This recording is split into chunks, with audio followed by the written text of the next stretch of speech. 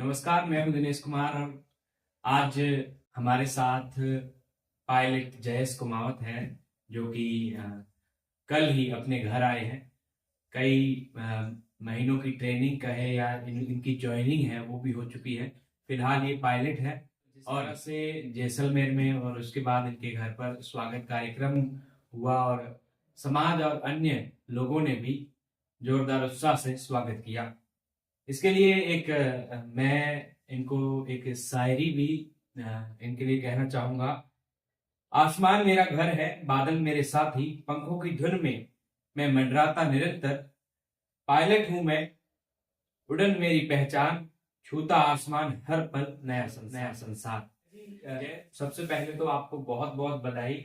और आप मेरे भाई हैं तो हमें भी बहुत खुशी है कि एक छोटे से गांव से निकलकर और इस सफर को तय करना। तो कैसे आपने सोचा कि एक पायलट ही बनना है, ये जो आपके माइंड में कैसे आया कि हाँ पायलट बनना बहुत है? बहुत धन्यवाद आपका मुझे इस सब के लायक समझा। और मेरे सफ़र की शुरुआत हुई थी जब मैंने 12th के बाद इंजीनियरिंग के लिए एडमिशन लिया। तो उस टाइम मेरा ब्रांच, उस टाइम पे जब हमने सीखा कि एरोप्लेन कैसे काम करता है, कैसे बनता है, क्या क्या चीज़ें होती हैं, उस समय में मेरे अंदर रुचि उत्पन्न हुई कि मुझे इसे चलाना भी सीखना चाहिए। तो उस समय मैंने निश्चय कर लिया कि मुझे पायलट ही बनना है। जब मेरी इंजीनियरिंग खत्म हुई तो मैंने अपना आगे का सफ़र शुरू किया। ये आपने जो जैसे कहा कि पहले आप अलग कुछ करना चाहते थे, आपके जैसे पिताजी ने भी बताया कि डॉक्टर बनाना चाहते थे जयेश को।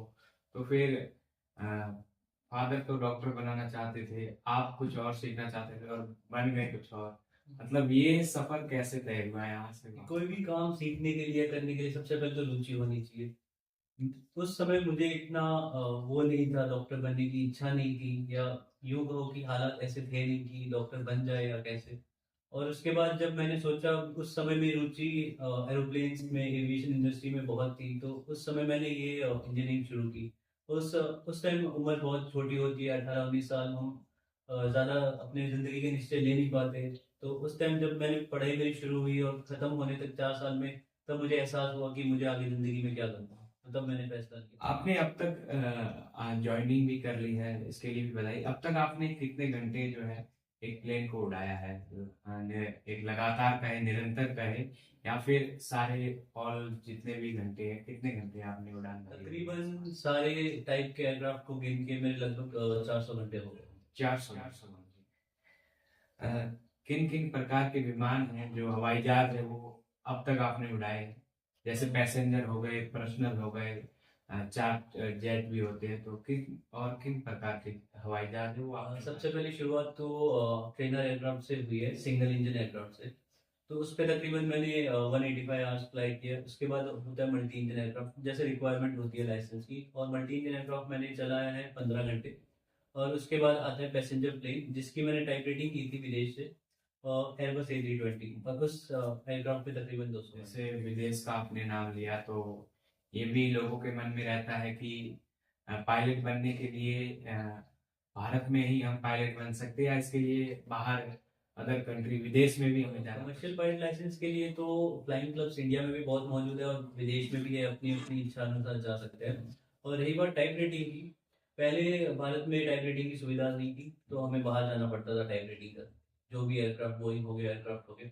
अब धीरे धीरे भारत में भी फैसिलिटीज बन रही है, और अब हम भारत में भी कर सकते हैं टाइप रेटिंग, अगर कोई बाहर नहीं है। जाए। जैसे एक पायलट प्लेन को जब उड़ान भरता है, जब लैंडिंग करता है, तो उस कैबिन में कितने लोग मौजूद होते हैं, कितने पायलट आमतौर पर होते हैं? और आप होता है, एक पायलट मॉनिटरिंग होता है, और अगले सेक्टर में दूसरा पायलट फ्लाइंग होता है, और पहला पायलट मॉनिटरिंग होता है। तो तकरीबन दोनों का काम एक बराबर है।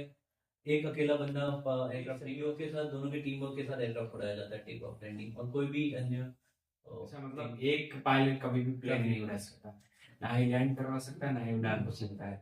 उसके लिए दो पायलट होना बहुत जरूरी है।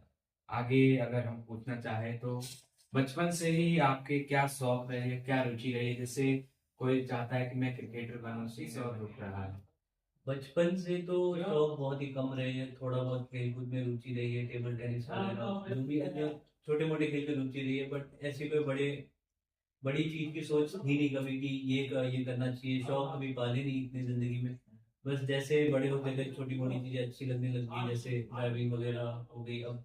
और लोग शौक के तौर पे फ्लाइंग भी करते हैं, तो जैसे मैं फ्लाइंग सीख रहा था तो मुझे फ्लाइंग का भी शौक हो गया। जैसे आपने बतौर आपने सोचा कि पायलट बनना है, उस टाइम कोई आपके सर्कल में पायलट फ्रेंड या ऐसे किसी से बात हुई कि आप पायलट हो तो मतलब क्या क्या किया आपने, या हमें आगे कैसे बढ़ना चाहिए, जैसे मार्गदर्शक होते मैंने हैं। शुरू किया तो मेरी पहचान में ऐसा कोई नहीं था जिससे मैं पूछ सकूं कि पायलट कैसे बना जाए, क्या क्या चीजें हैं, कितने पर एग्जाम्स वगैरह है। कोई गाइडेंस नहीं थी। जो भी मैंने देखा, जो भी मैंने इंटरनेट पे देखा, रिसर्च की, मेरी फ्लाइंग क्लब्स में कॉल कर करके जानकारी इकट्ठा की, उसी बेसिस पे मैंने आगे की शुरुआत की। अगर अगर हम जानना चाहें, जैसे अभी आप पायलट हैं, तो एक पायलट सुरक्षा के बारे में कितना गंभीर होता है, क्योंकि काफी सारे उसमें यात्री होते हैं, वीआईपीस भी होते हैं, आम जनता भी होती है।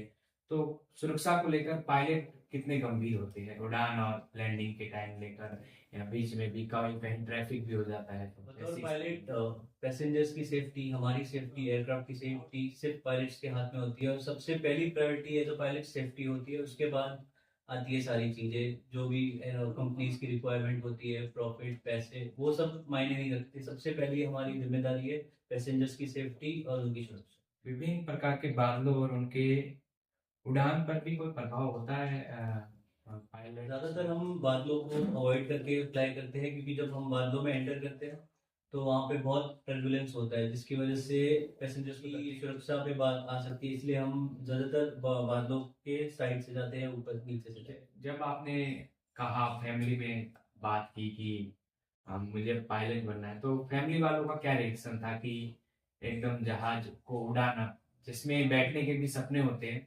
जैसे आप और हम जिस गांव से बिलोंग करते हैं, जहाँ रहते हैं, यहाँ पर अगर कोई बाइक या टू व्हीलर फोर व्हीलर भी चलाता है, तो फैमिली वाले बोलते हैं कि सही से चलाना, बहुत रिस्क है वगैरह है। तो एक फ्लाइट को उड़ाना, लैंड करवाना, तो फैमिली वालों का उस टाइम क्या रिएक्शन था जब आपने कहा कि हाँ तो हैं। सबसे पायलट पहले बनना है? तो फैमिली वाले, उन्होंने ऐसी उम्मीद नहीं की थी कि उनका बेटा ऐसी कोई शौक, मतलब ऐसा कोई जॉब लेने की सोचेगा। तो मेरी मम्मी तो बहुत खैर पहले बहुत घबराई थी कि कैसे मेरा बेटा कर पाएगा, ये सेफ है कि नहीं।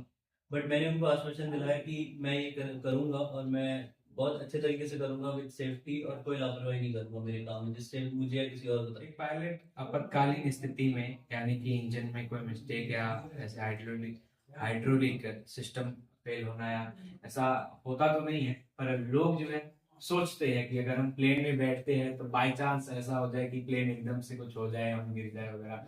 तो इस स्थिति में पायलट क्या करता है, किस प्रकार से लैंडिंग वगैरह, किस प्रकार से वो जो वार्तालाप पहले होती तो है वो करता है? हमारे एयरक्राफ्ट के ग्राउंड स्टाफ होते हैं, इंजीनियरिंग स्टाफ, जो ये बहुत निश्चित करते हैं कि एयरक्राफ्ट में कोई तकलीफ आए नहीं। अगर कोई भी तकलीफ होती है तो हम टेक ऑफ नहीं करते, एयरक्राफ्ट को यूज नहीं करते। तो सबसे पहले तो पैसेंजर को कोई डरने की जरूरत नहीं है। अगर एयरक्राफ्ट में कोई भी तकलीफ होगी या कोई भी टेक्निकल इशू रहेगा तो वो कभी एयरक्राफ्ट टेक ऑफ ही नहीं करेगा।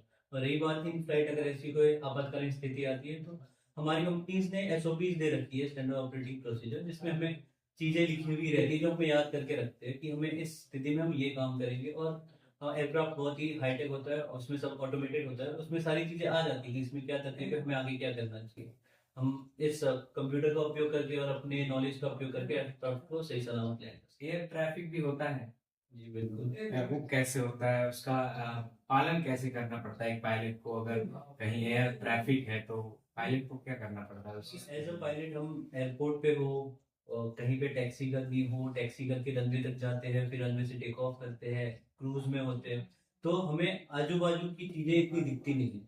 जैसे कोई जहाँ हवाई जहाज 200 किलोमीटर दूर है तो वो हमें एज अ बतौर नजरों से हम देख नहीं सकते, इसकी जानकारी एयर ट्रैफिक कंट्रोल के पास होती है। वो हमें गाइड करते हैं कि आप यहाँ से यहाँ जाओ, या इतना ऊपर जाओ, नीचे जाओ।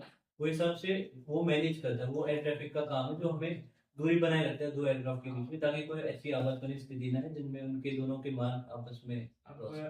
अब आपका क्या लक्ष्य है करियर में, आप अपने को कहाँ एज देखते अ हैं? पायलट तो काफी ऑप्शंस है। अगर इस कंपनी में, हर कंपनी में होते हैं, जैसे जैसे घंटे बढ़ते हैं, जैसे अनुभव बढ़ता है, वैसे कैप्टन बनते हैं, कमांडर बनते हैं, सीनियर कमांडर बनते हैं, ट्रेनर भी बनते हैं, एलटीसी, टीआरआईडी। ये आज हमारे साथ जयेश कुमावत थे, जिन्होंने आज हमें और आप सबको बताया कि किस तरह से एक पायलट एयरक्राफ्ट को कंट्रोल करता है। समाज और आसपास के क्षेत्र के लिए भी एक बहुत अच्छी बात है, और यहाँ के युवाओं के लिए भी बहुत अच्छी बात है कि एक यहाँ से लड़का निकलकर पायलट का सफर तय करता है और आज देश और विदेश में उड़ान भरता है।